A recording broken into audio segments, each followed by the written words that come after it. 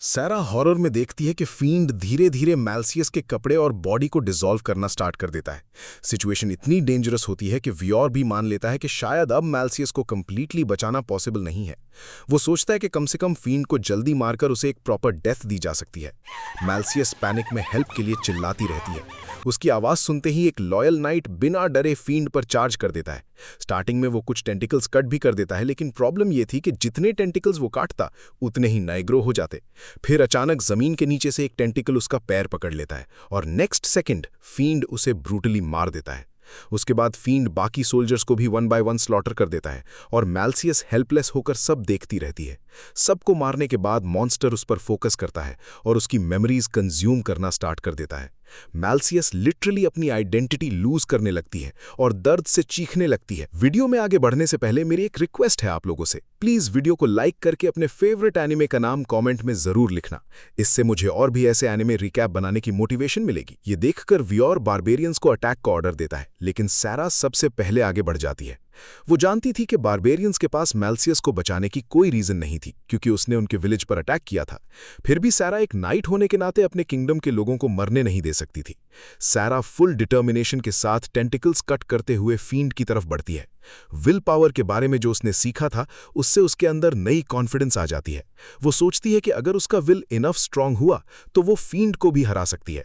फिर सैरा सीधा फींड के बॉडी पर क्लाइम कर जाती है ताकि मैल्सियस तक पहुंच सके, लेकिन फींड उसे भी अपने टेंटिकल्स में ट्रैप कर लेता है। सिचुएशन और डेंजरस हो जाती है।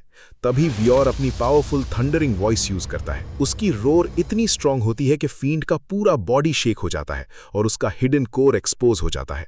सैरा को फ्री करने के बाद वियोर उसे सपोर्ट करता है। सैरा इरिटेटेड होकर कहती है कि उसे प्रोटेक्ट करने की जरूरत नहीं है, लेकिन वियोर कामली बोलता है कि वो उसके साथ मिलकर फींड को हराना चाहता है।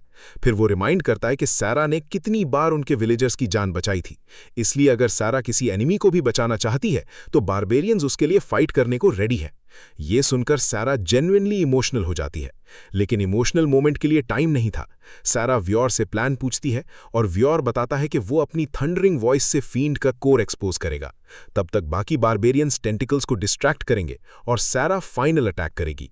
प्लान स्टार्ट होता है। वियोर एक और अर्थ शेकिंग रोर मारता है और फींड का कोर दोबारा एक्सपोज हो जाता है। मॉन्स्टर जल्दी से अपने टेंटिकल से कोर को कवर करने की कोशिश करता है, लेकिन इस बार सैरा रुकती नहीं।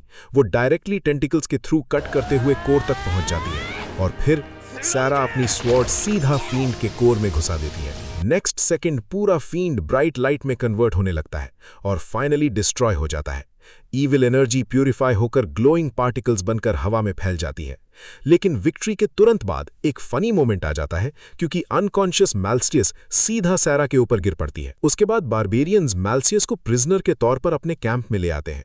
जब मैल्सियस होश में आती है तो वो खुद को शैकल्स और प्रिजनर क्लोथ्स में देखकर पैनिक करने लगती है। जैसे ही वो वियोर को देखती है, उसका इमेजिनेशन कंप्लीटली वाइल्ड हो जाता है और वो सोच लेती है कि बारबेरियन उसके साथ कुछ हॉरिबल करने वाला है। उसकी ओवर रिएक्शन देखकर इवन सर्सी भी कंफ्यूज हो जाती है कि ये वही वुमन है जो जंगल में इतनी एरोगेंट एक्ट कर रही थी। फिर सैरा रूम में आती है और मैल्सियस इंस्टेंटली उसे देखकर इमोशनल हो जाती है, लेकिन सैरा कामली अनाउंस करती है कि वो अब बारबेरियंस को अपना एनिमी नहीं मानती। ये लाइन सुनते ही मैल्सियस का सिस्टम क्रैश हो जाता है। उसे समझ ही नहीं आता कि सैरा ऐसा कैसे बोल सकती है। सैरा एक्सप्लेन करती है कि बारबेरियंस एक्चुअली इल्डोरन किंगडम से हेट नहीं करते, और सबसे शॉकिंग बात, उन्होंने ही मिलकर मैल्सियस की जान बचाई थी। फिर मैल्सियस ड्रामेटिक मोड में चली जाती है और रोना स्टार्ट कर देती है। उसे लगता है कि बारबेरियंस ने सैरा को ब्रेन वॉश और करप्ट कर दिया है।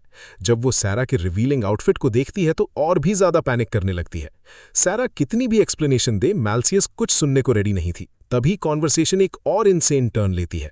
मैल्सियस लेजेंडरी प्रिंसेस विस्टेरिसिया का नाम लेती है और कहती है कि अगर वो जिंदा होती तो सैरा से डिसअपॉइंटेड होती।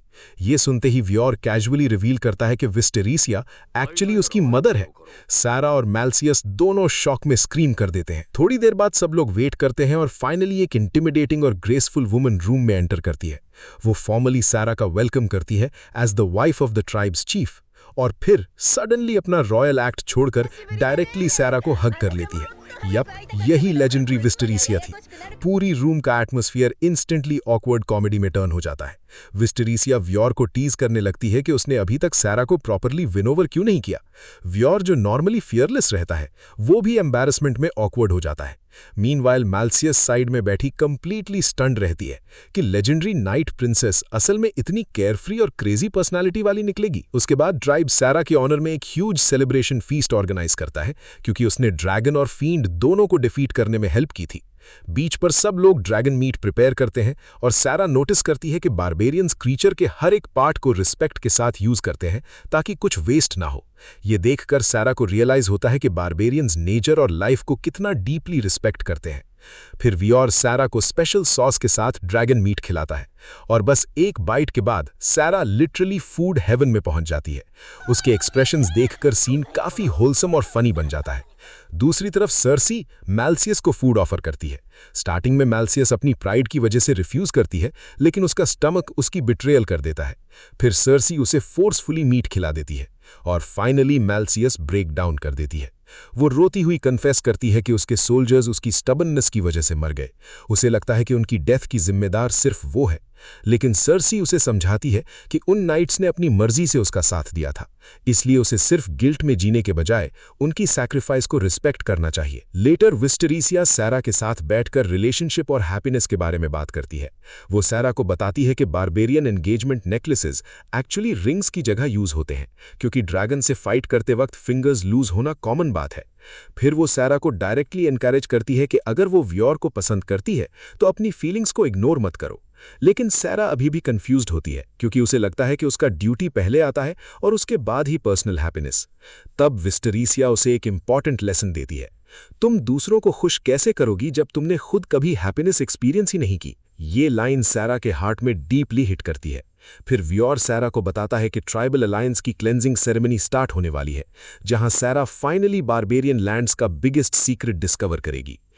ये था एपिसोड 6 का रिकैप। सब्सक्राइब करो ऐसे और भी एनिमे रिकैप देखने के लिए।